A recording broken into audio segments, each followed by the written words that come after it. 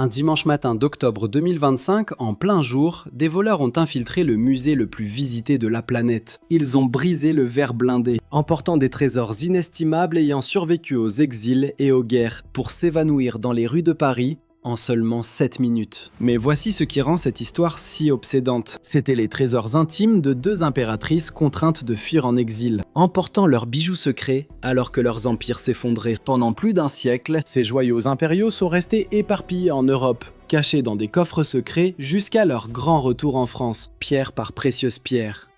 Et au moment même de leur retrouvaille, ils ont été volés à nouveau, comme si les fantômes de l'Empire refusaient de trouver le repos. Aujourd'hui, nous allons lever le voile sur l'incroyable destin de ces bijoux volés, sur ces impératrices déchues, et sur l'ironie tragique d'un casse spectaculaire qui vient de réécrire l'histoire. Pour mesurer l'ampleur de ce qui a disparu ce matin d'octobre, il nous faut d'abord explorer le sanctuaire doré où reposaient enfin ces merveilles. La galerie d'Apollon au Louvre est bien plus qu'une simple salle d'exposition, commandée par Louis XIV en personne après le terrible incendie de 1661. Elle fut conçue comme un véritable temple de la monarchie absolue. Le roi Soleil choisit Apollon, dieu grec de la lumière et des arts, pour décorer ce chef-d'œuvre, affirmant ainsi aux yeux du monde que son pouvoir royal égalait l'éclat éternel du soleil. Pourtant, pendant des siècles, ce palais d'or est resté inachevé. Un rêve suspendu. Il aura fallu attendre le règne de Napoléon III au milieu du 19e siècle pour l'achever, son plafond enfin couronné par le chef-d'œuvre d'Eugène Delacroix, Apollon terrassant le serpent Python. Depuis 1887, cet écrin de prestige abrite les derniers vestiges des joyaux de la couronne de France. Mais le trésor sous nos yeux raconte en réalité deux histoires radicalement différentes. D'un côté, nous avons les anciens joyaux historiques, insignes officiels de la monarchie des Bourbons, appartenant au patrimoine de l'État français. Ce sont les rares pièces rescapées de la fureur révolutionnaire et du démantèlement de la République. On y trouve notamment les couronnes sacrées de Louis XV et de Louis XVI, le mythique diamant Sancy aux origines médiévales, ou encore l'Hortensia, ce fabuleux diamant rose que Napoléon arborait fièrement sur son épaulette. Et de l'autre, les flamboyants joyaux impériaux, trésors intimes des impératrices de Napoléon Marie-Louise et Eugénie. Des biens strictement privés, cadeaux de mariage n'appartenant pas à l'État, symbole d'amour et de faste qu'elles emportèrent en exil quand leurs mondes se sont écroulés. Leur long pèlerinage pour revenir en France aura duré plus d'un siècle. Un retour si difficile qu'il rend ce nouveau vol infiniment plus déchirant. Deux destins opposés. Pour saisir le drame, il faut comprendre le sort bien distinct de ces collections. Les joyaux d'origine de la couronne, façonnés pour les rois de France, furent démantelés par la Troisième République en 1887, pour empêcher tout futur prétendant de revendiquer ces emblèmes sacrés du pouvoir royal. Le gouvernement vendit la collection aux enchères en 85 lots. Les couronnes historiques furent dépouillées leurs diamants, remplacés par du simple verre coloré sans valeur. Diamants et émeraudes furent vendus un à des acheteurs internationaux, chez Tiffany, Van Cleef et Arpels, de riches collectionneurs de l'Amérique à la Russie. Un vandalisme culturel masqué en progrès visant à effacer la monarchie de notre mémoire. Seule une poignée de pièces fut épargnée pour leur valeur historique absolument exceptionnelle. Ces grands diamants qui ont traversé des siècles d'histoire de France. Ces rares survivants formèrent la base de la collection de la galerie d'Apollon. Mais les joyaux impériaux du 19e siècle allaient connaître un tout autre destin. Quand l'empire de Napoléon s'effondre, en 1815, l'impératrice Marie-Louise refuse d'abandonner ses précieux bijoux aux mains de l'État. Elle les emporta dans son exil autrichien auprès de sa famille les Habsbourg, devenus des trésors privés cachés dans des coffres secrets de génération en génération loin de France. En 1870, à la chute du Second Empire, l'impératrice Eugénie s'enfuit en Angleterre avec ses bijoux. D'autres restèrent dans la famille ou furent vendus en toute discrétion. Ils se dispersèrent dans toute l'Europe, chaque pièce devenant le vestige d'un empire évaporé du jour au lendemain. Ces parures impériales échappèrent ainsi aux enchères impitoyables de la République. Elles quittèrent la France, attendant patiemment durant des décennies le moment idéal pour revenir. Puis, par des dons, des rachats et l'effort acharné des musées et des passionnés, elles sont revenues. Non plus comme symbole du pouvoir royal, mais comme des chefs-d'œuvre d'art et d'histoire appartenant désormais au peuple français. Les impératrices et leurs précieux joyaux. Laissez-moi vous raconter le destin de ces deux femmes d'exception au cœur de cette tragédie étincelante. Marie-Louise d'Autriche avait à peine 18 ans lorsqu'elle épousa l'empereur Napoléon en 1810. Cette archiduchesse d'Autriche était la fille de l'empereur du Saint-Empire. Son union devait légitimer l'Empire en le liant aux plus anciennes dynasties royales d'Europe. Napoléon voulait éblouir le monde en parant sa nouvelle souveraine d'un luxe inouï. Il chargea le joaillier impérial Étienne Nitto et fils de concevoir une parure magistrale. Un ensemble somptueux destiné à asseoir son statut d'impératrice des Français. Le résultat fut absolument grandiose. Un diadème, un peigne, une boucle de ceinture, un collier et des boucles d'oreilles. Serti de 79 émeraudes de Colombie parfaites et de 1000 diamants sur or et argent. Des pierres d'un vert si profond et mystérieux propre aux plus belles gemmes de Colombie. La couleur même du pouvoir suprême, du renouveau et de la vie. Marie-Louise arbora ces merveilles alors que Napoléon soumettait l'Europe entière. Pourtant, à l'effondrement de l'Empire en 1815, elle fit le choix de les sauver en les emportant dans son exil en Autriche auprès des siens. Ils intégrèrent ainsi le patrimoine privé de la famille des Habsbourg, transmis en héritage à la branche de Toscane, à l'abri des tempêtes politiques qui allaient déchirer la France durant un siècle. Pendant des générations, ils restèrent jalousement gardés par cette aristocratie, un trésor secret, invisible du grand public, avant de réapparaître enfin au milieu du XXe siècle. En 1952, un héritier Habsbourg vendit le diadème et la boucle de ceinture à la maison Van Cleef & Arpels.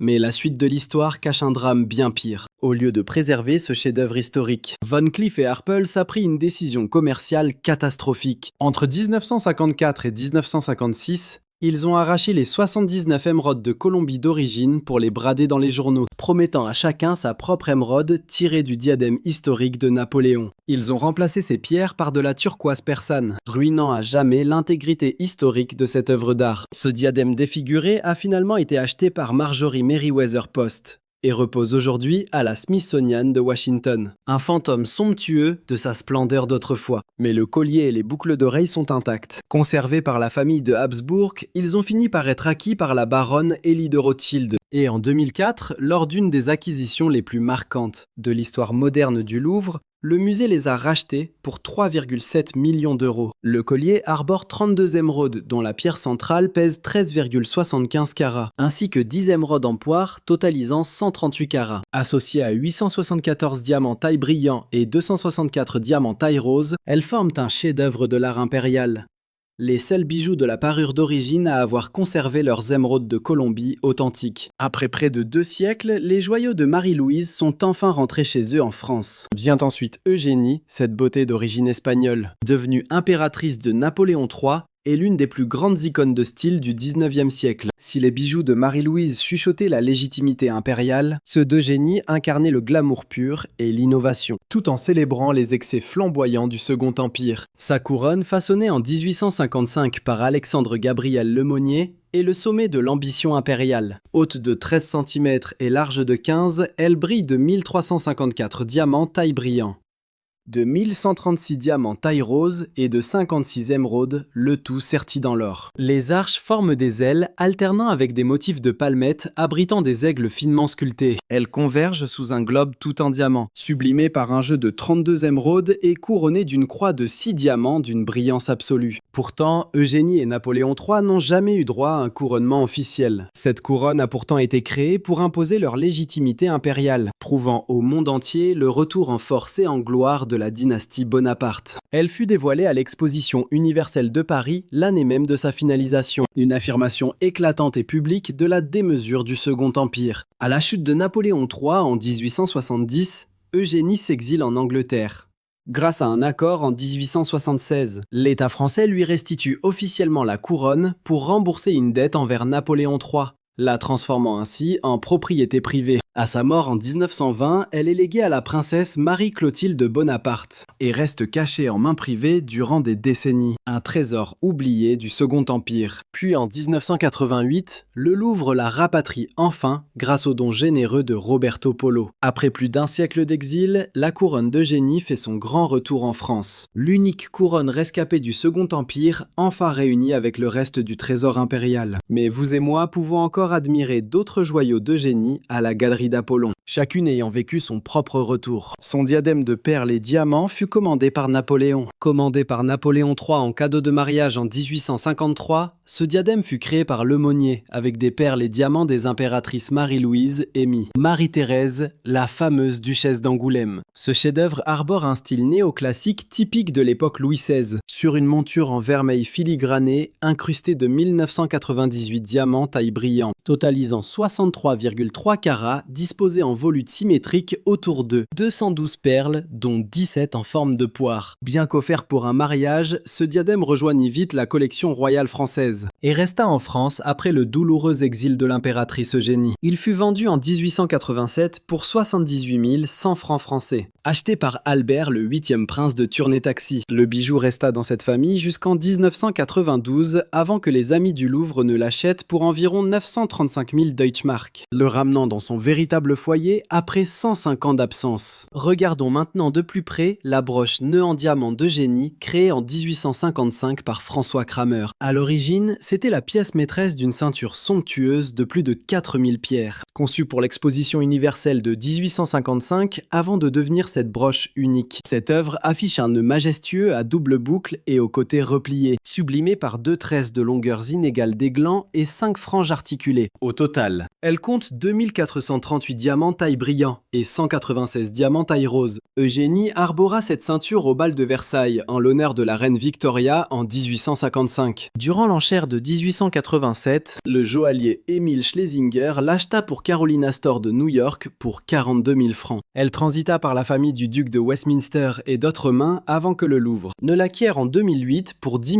500 000 $ grâce au legs fait aux amis du Louvre. Chaque acquisition fut une immense victoire, un pan de notre histoire impériale reconquis et restitué à sa juste place au cœur du patrimoine culturel de la nation. N'oublions pas, vous et moi, les diamants légendaires qui ancrent cette incroyable collection. Ces joyaux de la couronne ayant survécu aux révolutions et aux tentatives de destruction républicaine. Le diamant régent. Cette gemme blanche taille coussin de 140,64 carats d'une pureté absolue fut découverte en Inde en 1698. Il orna successivement les couronnes de Louis XV et de Louis XVI, le chapeau de velours de Marie-Antoinette, l'épée de sacre de Napoléon et enfin le diadème d'Eugénie. Volé en 1792 pendant la Révolution, on le retrouva caché dans un grenier parisien. En 1887, sa valeur historique lui permit d'échapper à la vente. Le Sancy, ce diamant jaune pâle de 55,23 carats, à la forme singulière de bouclier, possède une histoire encore plus mystérieuse. Lié jadis à Charles le Téméraire, duc de Bourgogne.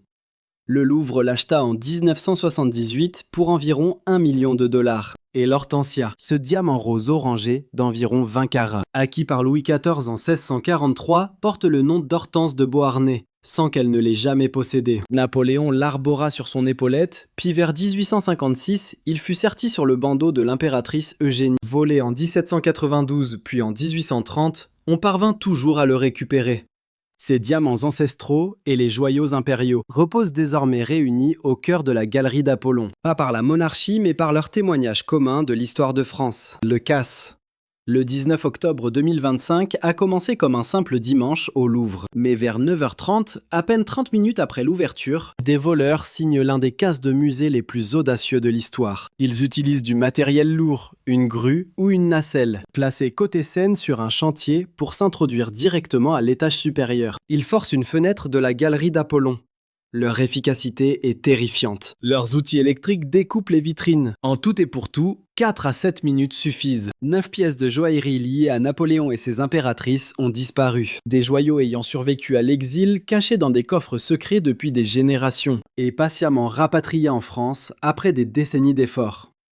C'est alors que survient l'impensable. Hors du musée, les enquêteurs découvrent la couronne de l'impératrice Eugénie, brisée, profanée et abandonnée en plein cœur de Paris. Ce chef-d'œuvre absolu, témoin de 170 ans de notre histoire, porté par une impératrice et jalousement préservé à travers l'exil, puis triomphalement ramené chez nous, venait d'être profané à nouveau. Plusieurs trésors manquent toujours à l'appel, dont un diadème, un collier et une broche. Aujourd'hui, la couronne de l'impératrice Eugénie subit une restauration d'orfèvre. Les plus grands restaurateurs s'activent pour réparer les outrages et sauver cette relique inestimable. Quant aux joyaux disparus, ils font l'objet d'une vaste enquête internationale. Des trésors d'une telle renommée historique sont tout simplement impossibles à revendre, leur immense notoriété les rendant totalement invendables. Mais croyez-moi, une chose reste absolument certaine. Ces parures ont survécu aux empires déchus, à l'exil et à un siècle loin de leur patrie. Le collier d'émeraude de Marie-Louise s'est caché chez les Habsbourg durant près de 2 siècles avant de regagner la France en 2004. Le diadème de perles d'Eugénie est revenu en 1992 après 105 ans. Le grand nœud de corsage a été racheté en 2008 après un incroyable aller-retour transatlantique. Chaque joyau incarne une victoire du patrimoine prouvant que la transmission transcende toutes les politiques. Et que la beauté n'appartient pas au monarque, mais à l'histoire. Ces trésors sont bien plus que des gemmes précieuses. Ils sont les témoins vivants de la chute des empires, de ces reines légendaires qui les ont portés avec grâce jusque dans leur exil. La preuve éclatante que certaines légendes refusent de s'éteindre, peu importe le temps qu'il faut pour rentrer au pays. La galerie d'Apollon rouvrira ses portes. La couronne renaîtra de ses cendres, car abandonner de telles merveilles est tout simplement hors de question. Certaines histoires sont bien trop prestigieuses pour s'éteindre dans l'ombre. Si ce destin hors du commun et ces pièces de légende vous ont fasciné, ainsi que ces femmes extraordinaires, je vous serai infiniment reconnaissant de laisser un pouce bleu et de vous abonner dès maintenant à la chaîne. Tant d'autres secrets d'histoire attendent d'être révélés, des diadèmes ayant vécu des sacres, aux colliers d'exilés portés par des femmes ayant transformé de simples joyaux en éternel héritage. Quelle œuvre de cette collection vous a le plus ému? Est-ce ce collier d'émeraude sauvé de justesse par Marie-Louise lors de sa fuite? La somptueuse couronne d'Eugénie, retrouvée brisée et abandonnée dans la rue? Partagez vos théories dans les commentaires en dessous.